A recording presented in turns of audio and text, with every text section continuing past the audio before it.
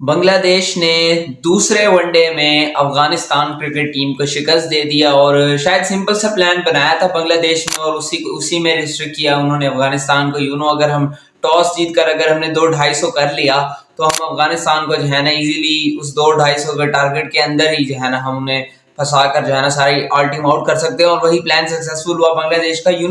ये जिस तरह से अफगानिस्तान क्रिकेट टीम आजकल क्रिकेट खेल रही है पिछले एक साल से, तो ऐसा लग नहीं रहा था कि अफगानिस्तान ये मैच भी हार जाएगी। जिस तरह से उनकी बैटिंग में लोग परफॉर्म कर रहे थे, specially Rahmanullah Gurbaz top order में परफॉर्म कर देते थे, फिर एंड में फिनिश करना होता था तो राशिद खान आकर फिनिश कर देते थे, मोहम्मद नबी परफॉर्म कर देते थे, ओवरऑल गुलबदीन नायब परफॉर्म कर देते थे। लेकिन अफगानिस्तान का टॉप ऑर्डर कंप्लीटली फेल जा रहा है बैटिंग में, जिसकी वजह से शायद वो इतना बड़ा टोटल चेज नहीं कर पा रहे। नीचे से तो शायद बैटिंग आ जाती है उनके पास, मोहम्मद नबी भी जो है ना अच्छा इंपैक्ट क्रिएट कर देते हैं अगर ऊपर से कुछ बैटर्स ने उनको कॉन्फिडेंस दिया हो।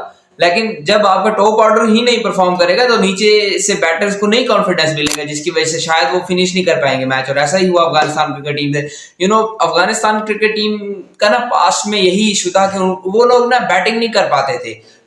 जिस तरह से अगर आपने स्कोर चेज करना है तो अफगानिस्तान के बैटर्स में पहले इतना कॉन्फिडेंस नहीं था कि वो 2-250 का टारगेट वनडे क्रिकेट में या T20 क्रिकेट में 170-180 चेज कर सके। लेकिन बाद में अफगानिस्तान के बैटर्स ने अपने आप को ग्रूम किया बहुत ज्यादा और अपने आप को इस काबिल बनाया वो किसी भी जो है ना टोटल को चेज कर सके। और रिसेंटली 2023 का वर्ल्ड कप देख लें, अफगानिस्तान ने आई थिंक पाकिस्तान के अगेंस्ट 286 चेज किया था वनडे में और 8 विकेटों से अफगानिस्तान ने वो मैच जीता था। बहरहाल ओवरऑल क्रिकेट की मैं बात करूं तो अफगानिस्तान अच्छी क्रिकेट खेल रहा है, लेकिन बैटिंग को लैप्स कर रही है। और बैटिंग अगर अफगानिस्तान ने मैच जीतना है तो अपनी बैटिंग को जो है ना दोबारा से स्ट्रॉन्ग करना पड़ेगा। नेक्स्ट मैच में ये लगता है कि अफगानिस्तान जो है ना वो अच्छा कर सकता है। बॉलिंग की वजह से अफगानिस्तान बहुत स्ट्रॉन्ग है।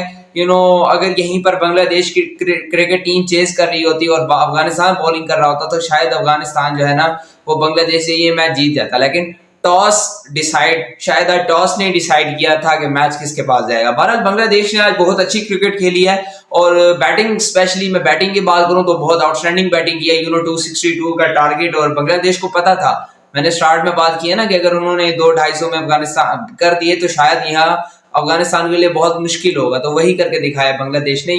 मैंने जिस तरह से पिछली वीडियो में बात की थी कि अगर बांग्लादेश क्रिकेट टीम को मैच जीतने हैं तो उनके बैटर्स को लंबी इनिंग्स के लिए जाना पड़ेगा, उनके बैटर्स को परफॉर्म करना पड़ेगा, देन जाकर जो है ना वो एक अच्छा टोटल सेट कर सकते हैं। उसके बाद उनके बॉलर इस काबिल हैं कि वो एक अच्छे टोटल को डिफेंड कर सके।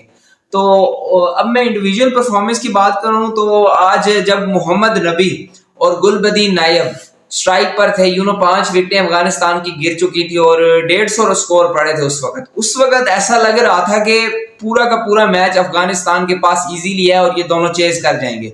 लेकिन जैसे ही जो है ना हमने गुलबदीन नायब को देखा कि उन्होंने जो है ना तेज खेलते हुए आउट हुए और देन मोहम्मद नबी जो है ना वो मेहदी हसन मिराज की बॉल पर बोल्ड हुए, उसके बाद जो है ना बहुत ही ज्यादा मुश्किल हो गया था अफगानिस्तान के लिए ये मैच जीतना। और वैसा ही हुआ, जैसे ही मोहम्मद नबी और गुलबदीन नायब जो है ना आउट हुए, देन राशिद खान आए। Rashid Khan single handedly chase कर सकते थे ये स्कोर, लेकिन एट द एंड उनको दूसरे एंड से कोई सपोर्टर चाहिए था। लेकिन जो दूसरे एंड पे आपके टेल एंडर्स थे अफगानिस्तान क्रिकेट टीम के, वो नहीं परफॉर्म कर पा रहे थे, जिसकी वजह से राशिद खान भी इतने ज्यादा कॉन्फिडेंट नहीं दिखाई दे रहे थे कि एंड में जो 70-80 का स्कोर बचा हुआ था कि वो बना सके।